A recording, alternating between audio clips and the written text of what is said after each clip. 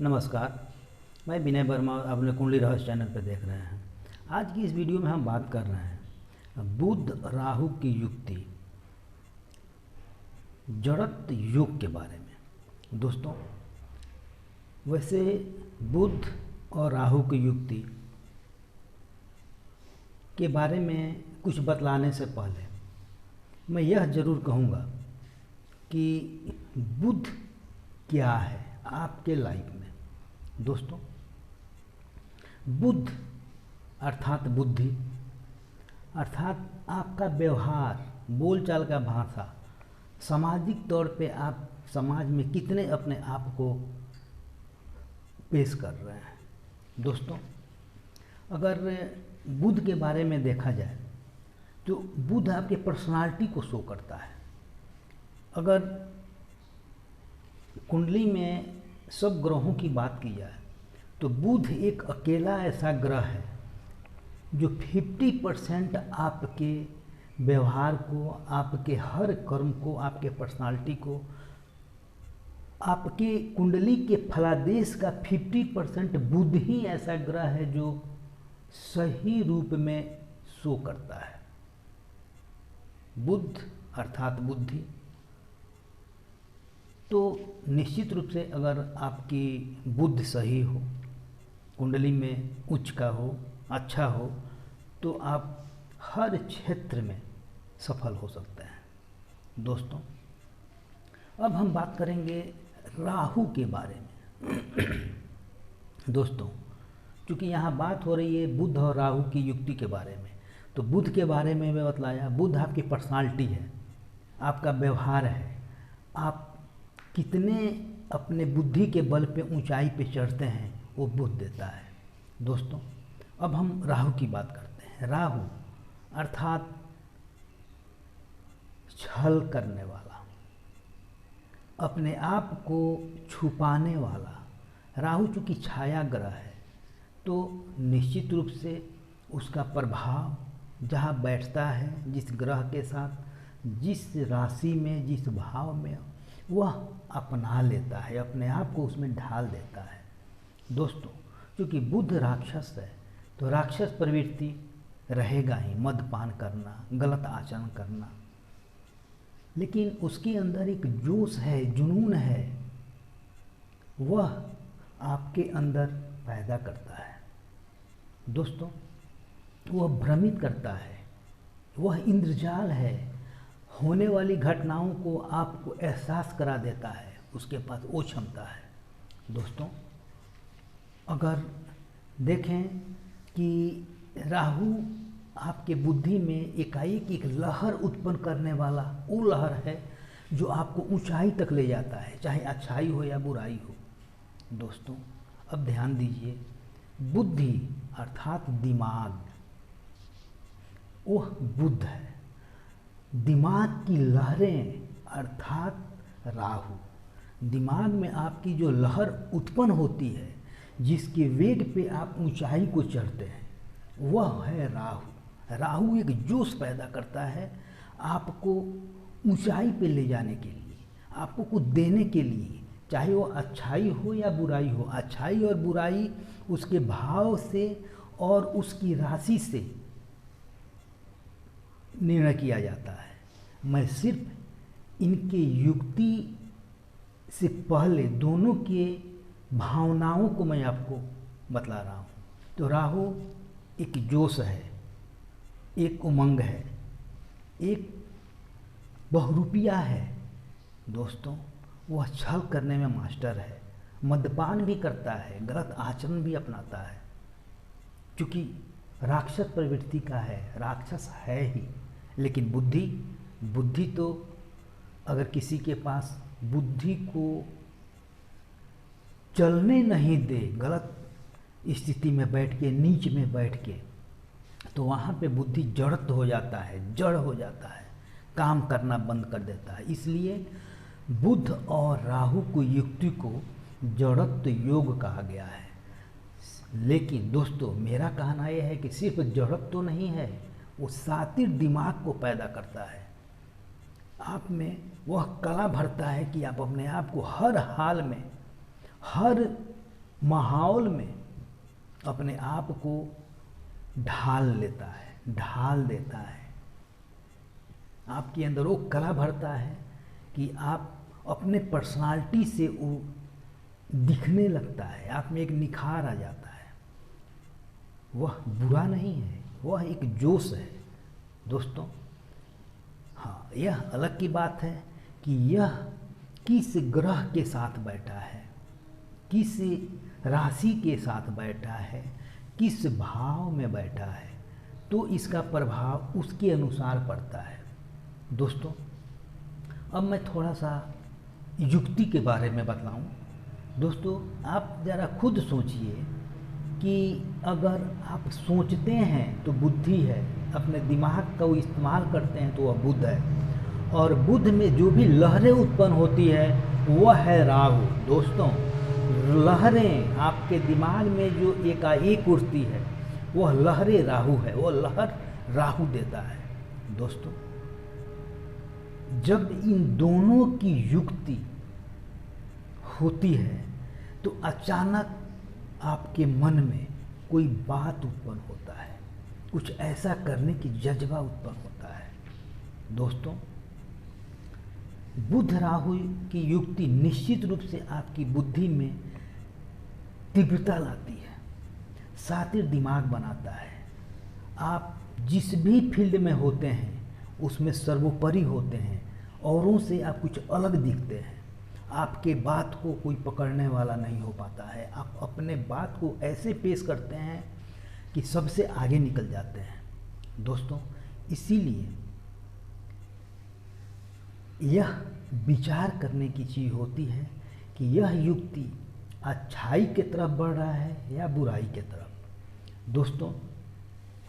यह भाव देखकर, राशि देखकर निर्णय किया जाता है दोस्तों। उसकी डिग्री को भी देखा जाता है, दोनों की डिग्री में कितनी दूरियां हैं, दोनों में कितनी दूरी है, दोनों का डिग्री कितना है, आपस में तालमेल कितना है, वह नीच का है या उच्च का है, उस क्या महादशा चल रहा है। क्योंकि बुध के महादशा में यह बहुत अच्छा रिजल्ट देने वाला होता है दोस्तों। इस सब का निर्णय महादशा में ही मिलता है दोस्तों। अब इसकी युक्ति से आदमी क्या बनता है, ज़रा इसके बारे में सोचिए दोस्तों। यह बुध और राहु की युक्ति शातिर दिमाग बनाता है तो निश्चित रूप से बहुत अच्छे वकील, बहुत अच्छे राजनीतिज्ञ, वक्ता, कलाकार, क्राइम ब्रांच में अफसर, फिलोसफर, मोटिवेशनल स्पीकर, अच्छा उद्योगपति, बैंक मैनेजर, कवि, लेखक, एडिटर, नेता, अभिनेता, कलाकार, साइंटिस्ट, सब कुछ बनाता है। पर यहीं पे एक क्रिमिनल भी शातिर दिमाग का पैदा करता है जो भाव और राशि में बैठकर उत्पन्न होता है।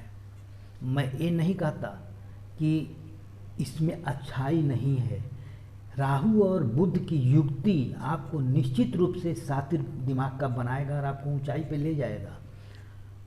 आप इस बात को तो निश्चित समझ लीजिए कि आपके सामने वाला आपके बात को समझ नहीं पाएगा, आपके गहराई को, आपके भावना को।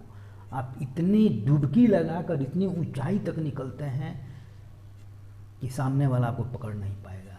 तो अब रही बात दोस्तों, यह अच्छाई की तरफ आप बढ़ रहे हैं कि बुराई की तरफ, क्योंकि ये दोनों की तरफ लेकर जाता है दोस्तों।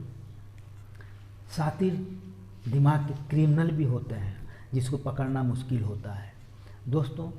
अब हम एक थोड़ा आपको एग्जाम्पल दें। मान लीजिए कन्या लग्न की कुंडली हो, एग्जाम्पल के तौर पे दे रहे हैं। मान लीजिए कन्या लग्न की कुंडली है और कुंडली में मेन लग्न में ही बुध और राहु की युक्ति है दोस्तों। तो जरा खुद सोचिए, बुध अगर बैठा है केंद्र में, लग्न में बैठा तो केंद्र में बैठा, तो भद्र नामक पंच महापुरुष राजयोग बनाएगा दोस्तों। और राहु भी कन्या में उच्च का होता है, तो निश्चित रूप से इस योग में ऐसे योग जो कन्या राशि में, कन्या लग्न में अगर राहु और बुध की युक्ति होती है तो निश्चित रूप से आप बहुत ऊंचे पद पे जाने वाले हैं। आप हर मनोकामना, चाहे बिजनेस का क्षेत्र हो, बैंक का सेक्टर हो, एडिटर हो, क्राइम ब्रांच वाले हों, या फिर आप कलाकार हों, क्योंकि राहु एक कलाकार को भी पैदा करता है, बुध भी कलाकार को पैदा करता है। आप बैंकर भी हो सकते हैं, एडिटर भी हो सकते हैं, साइंटिस्ट भी हो सकते हैं दोस्तों। तो यह निश्चित रूप से बहुत अच्छा योग होता है। लेकिन वहीं अगर दूसरे भाव में, क्योंकि तुला राशि होती है वहाँ पे दूसरे भाव में, वहाँ अगर होता है तो आप शातिर दिमाग के होंगे, आप बात के पटु होंगे, आप बात करने में बहुत चालाक होते हैं, क्योंकि यह विद्या का भी भाव होता है दोस्तों। पंचम भाव में देखें, पंचम भाव में कन्या लग्न है तो पंचम भाव में मकर राशि होगा। मकर राशि का स्वामी शनि होता है, तो निश्चित रूप से शनिवत, राहु शनिवत हो जाएगा।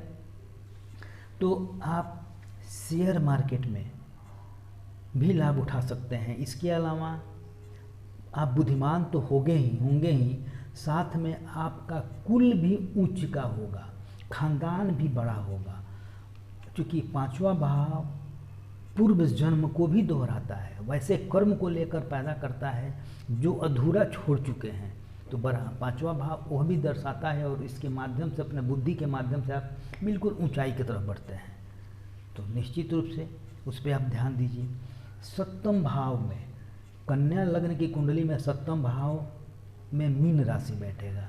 आप खुद सोचिए, मीन राशि बुध का नीच राशि है, वहाँ पे मीन राशि में बुध नीच का हो जाता है, राहु भी नीच का हो जाता है, और वह बैठा कहाँ है? सप्तम भाव में। सप्तम भाव व्यापार का होता है और शादी संबंध का होता है, पति पत्नी का होता है। तो निश्चित रूप से वैवाहिक जीवन में कष्ट पैदा कर देगा, क्योंकि ये दोनों मीन राशि में नीच के होते हैं। वैवाहिक जीवन में कष्ट पैदा कर देगा, तलाक तक करा देगा। व्यवसाय में, आपके बिजनेस में निश्चित रूप से हानि पहुंचा देगा। कितना हो आप पैसे वाले हैं, आप बिजनेस के माध्यम से नीचे चलते चले जाएंगे। और यहीं अगर युक्ति अष्टम भाव में बन जाए, तो अष्टम भाव में मेष राशि बनेगी। तो दोस्तों अब ध्यान दीजिए, अष्टम भाव में अगर यह युक्ति बनती है तो ऐसे जातक शातिर दिमाग के तो होंगे, पर क्राइम करने वाले होंगे, साइबर क्राइम करते हैं, बैंक लूटना, चीटर। इसके अलावा अगर बुध चर्म रोग को भी, चर्म का घोतक है तो चर्म रोग भी होता है, किडनी में स्टोन भी पैदा करता है, बीमार करता है दोस्तों। तो यह बहुत अधिक ध्यान देने की बात है दोस्तों। 12वें भाव में अगर यह युक्ति होती है तो भाव को अगर हम देखें, भाव में देखें तो अगर काल चक्र की कुंडली में अगर हम देखें तो 12वें भाव में भी मीन राशि होता है, और 12वां भाव ऑलरेडी मीन राशि का होता है, गुरु का होता है। और वहाँ पे अगर मीन राशि होती है काल चक्र की कुंडली में, तो वहाँ बुध और राहु दोनों नीच के होते हैं, और 12वां भाव अस्पताल का होता है, व्यय का होता है दोस्तों। तो जब 12वें भाव में युक्ति होती है, वहाँ पे सबसे खराब युक्ति माना जाता है, क्योंकि इस घर में नीच का होता है, जिसके चलते पति पत्नी में तलाक तक हो जाता है, यहाँ तक कि उसकी नींद पूरी नहीं होती, नींद खराब हो जाता है, आदमी डिप्रेशन का शिकार हो जाता है, सुसाइड तक कर लेता है, पागलपन तक हो जाता है, पागल तक हो जाता है दोस्तों। तो निश्चित रूप से आप जिस भाव में यह युक्ति बनता है उस भाव पे विचार कीजिए। किस राशि में यह युक्ति बनता है उस राशि को विचार कीजिए, और तभी इसका आप सही रूप से अच्छाई और बुराई का लाभ ले पाएंगे। दोस्तों, आप ध्यान दीजिए, अगर लाभ देने वाला चीज़ है, जो ग्रह कारक है उसको आप बल दीजिए, मारक है उसकी शांति कर लीजिए। ग्रह और डिग्री, ग्रह की डिग्री जरूर देखें कि दोनों का बलाबल कितना है, दोनों में आपस में कितना तालमेल बन रहा है, कितना सामंजस्य है आपको कुछ देने के लिए। महादशा किस चीज़ का चल रहा है उस पर निश्चित विचार करें, क्योंकि कोई भी युक्ति, कोई भी फल तभी मिलता है पूर्णतः जब उसका महादशा, अंतर्दशा, दशा चलता हो। दोस्तों, इसके अलावा अब हम आपसे यह कहेंगे कि आप अगर बुरे भाव में और बुरे राशि के साथ आपको गलत मार्ग पे ले जाने वाला हो रहा है, आपको कष्ट हो रहा है, तो इसका उपाय मैं बतला रहा हूँ, आप निश्चित रूप से करें। दोस्तों, उपाय बुध और राहु की युक्ति अगर अच्छा करने वाला है तो निश्चित रूप से उसका बल लीजिए, क्योंकि आपके सातिर दिमाग के चलते आपको बहुत ऊंचाई तक लेकर जाता है। लेकिन अगर यह युक्ति किसी गलत भाव में बैठ गया है, नीच का होकर बैठ गया है, तो आपके लाइफ पे बुरा प्रभाव डालेगा। दोस्तों, तो आप उसके लिए उपाय करें। पहला उपाय ये देखिए कि यह कारक है या मारक है। अगर मारक है तो उसकी शांति करें, उसका दान करें। दोस्तों, इसके अलावा गणेश जी का पूजा करें, गणेश जी को दुर्वा चढ़ाएं। साथ ही अगला उपाय है शमशान से पानी लाकर कांच की बोतल में अपने घर पे रखें। खोटा सिक्का 11 दिन तक जल प्रवाहित करें। चांदी का आप धारण करें और उससे लाभ उठाएं। दोस्तों, आप मिट्टी का गोली 100 बना लें और उसे धूप में सुखा लें, और 100 दिन लगातार उस मिट्टी के गोली को अपने शरीर से पांव तक 7 बार उतारें और उसको शिव जी के मंदिर में ले जाकर अर्पण करें, चढ़ा दें, और इस युक्ति से बुरे प्रभाव से बचने का आशीर्वाद प्राप्त करें। दोस्तों, मैं आशा करता हूं कि आप बुध और राहु की युक्ति को अच्छी तरह से समझ गए होंगे, यह कितना अच्छा है और कितना बुरा, और आपके ज़िंदगी में अब कब और कैसे होता है।